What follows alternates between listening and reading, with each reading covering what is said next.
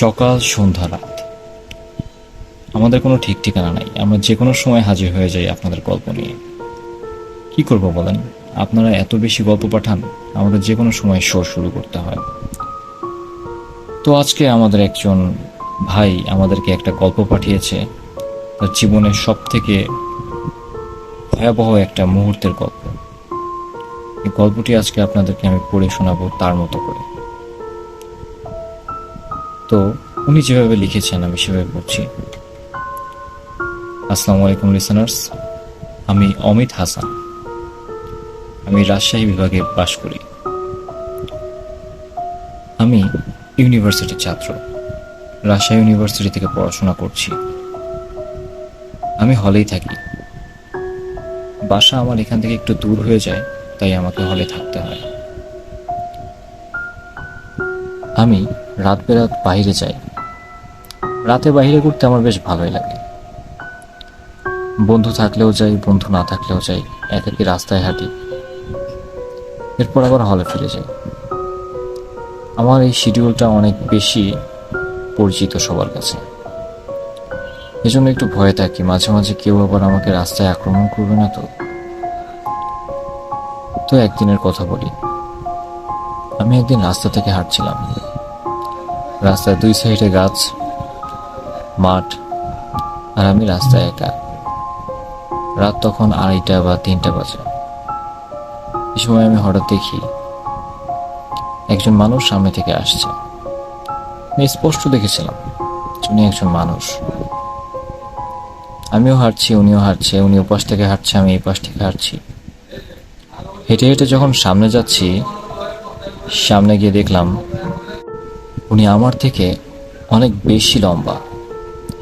আমি হচ্ছে 5 ফুট 11, আর উনি 7, 8, 9, কি বলবো জানি না, অনেক বেশি লম্বা। আমাকে ক্রস করে যখন গেল, আমি অনুভব করলাম যে আমার চারিপাশের বাতাসটা অনেক বেশি গরম হয়ে আছে। মানুষ ভাবার কারণে আমার কিন্তু তেমন কোনো ভয় লাগেনি, কিন্তু সে ক্রস করে যাওয়ার পর থেকে আমার কিন্তু শরীরে একটা ভয় শিউরে উঠল। আমার লোমগুলো দাঁড়িয়ে গেল। আমি চিন্তা করতে থাকলাম, ওটা কি মানুষ? এত লম্বা মানুষ কি আমাদের ভার্সিটিতে আছে? কি হতে পারে? আমি পিছিয়ে তাকালাম, দেখলাম পিছনে কেউ নাই। এবার আবার একা মনে হেঁটে যাচ্ছি। চিন্তা করছি আসলে কি দেখলাম আমি এটা। সামনে তাকাতেই দেখি ঠিক একই পরিস্থিতি, আগে যেরকম হলো ওরকমই পরিস্থিতি। সামনে থেকে কেউ হেঁটে আসছে। এবার আর আমি মানুষ ভাবতে পারলাম না। এবার কিছু ফিলিংস আমার ভিতরে কাজ করছিল। আমি চিন্তা করছিলাম যে আসলে আমি এটা কি দেখছি, কি ফিল করছি। আমি এরকম আগে কখনো ফিল করিনি। চারদিকটা কিরকম একটা গুমরা হয়ে আছে। গাছের দিকে তাকাচ্ছি, আশেপাশে মাঠের দিকে তাকাচ্ছি, মনে হচ্ছে সব ভরা ভরা আছে। কেউ আমাদের দিকে তাকিয়ে আছে, কেউ আমার দিকে তাকিয়ে আছে। এত মানুষ আমার দিকে তাকিয়ে আছে, আমি হাঁটতে পারছি না, এক কদম পা নাড়াতে পারছি না। সামনে থেকে মানুষটা আবার আমার দিকে অগ্রসর হয়ে আসছে। আমি আমার দম ধরে রাখতে পারছি না, দম ছাড়ছি, আবার দম নিচ্ছে। আমি দেখে বুঝতে পারছি না যে আসলে সে মানুষ নাকি অন্য কিছু। আমার ভিতরে ভয় কাজ করছে। আমি আস্তে আস্তে সামনের দিকে এগিয়ে গেলাম, দোয়া ইউনুস পড়া শুরু করলাম। তখন দোয়া ইউনুস ছাড়া আর কিছুই আমার মাথায় আসছিল না। এত সূরা মনে করার চেষ্টা করছিলাম, কিছুই আসছিল না। আয়াতুল কুরসি পড়ার চেষ্টা করছিলাম, 2-1 লাইন পর পরই আমার গুলিয়ে যাচ্ছিল। কি করব, আল্লাহকে ডাকছিলাম। আর সামনের দিকে দেখছিলাম যে উনি আমার দিকে আস্তে আস্তে এগিয়ে আসছে। এবার বিষয়টা একটু ভিন্ন হলো। উনি আসছিল আর লম্বা হতে যাচ্ছিল, কিন্তু আগে যেরকম 8-9 ফিট বা 7 ফিট যেরকমই লম্বা ছিল না কেন, এবার তার ব্যতিক্রম। এবার দেখছি যে আমি আস্তে আস্তে শুধু ওনার পায়ের দিকে তাকাতে পারছি। উনি এত লম্বা হতে যাচ্ছে যে আমি তার মাথা দেখতে পারছি না। এরকম অবস্থায় আমি কখনোই পড়িনি, যার কারণে আমার দাঁড়িয়ে থাকতে কষ্ট হচ্ছিল, শ্বাস নিতে কষ্ট হচ্ছিল। আশেপাশের বাতাসকে সহ্য করতে কষ্ট হচ্ছিল।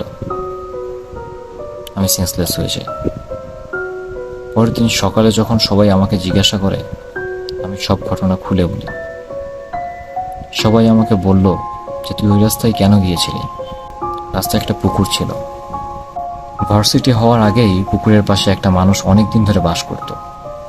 শুনেছি উনি নাকি মাঝে মধ্যে তার প্রয়োজন পড়লে মানুষের কাছ থেকে কোনো কিছুই নিয়ে যেত না বলে। তাকে যদি চোর বলা হতো সে খুবই রেগে যেত, কিন্তু সে কারো কোনো ক্ষতি করতো না, কারো কোনো প্রয়োজনীয় জিনিস নিয়ে যেত না। যা মানুষের অপ্রয়োজনীয় লাগে এরকম জিনিসই সে নিয়ে যেত এবং পরবর্তীতে সে আবার ফিরিয়েও দিত। এমত অবস্থায় একদিন সে একজনের একটা জিনিস যখন সে নিল, সেটাকে চোর সাব্যস্ত করে জনগণের সামনে অপমানিত করল। এই অপমান সহ্য না করতে পেরে উনি পুকুরে ডুবে সুইসাইড করেছিল। এরপর থেকে শুরু হয় ঘটনা। এই পুকুরকে ঘিরে, এই বাগানকে ঘিরে, এই রাস্তাকে ঘিরে এরকম ঘটনা অনেক বেশি ঘটে। কারো কোনো ক্ষতি করে না, কিন্তু সে বারবার বলতে চায় আমি চোর না। তো এটাই আমার ঘটনা ছিল।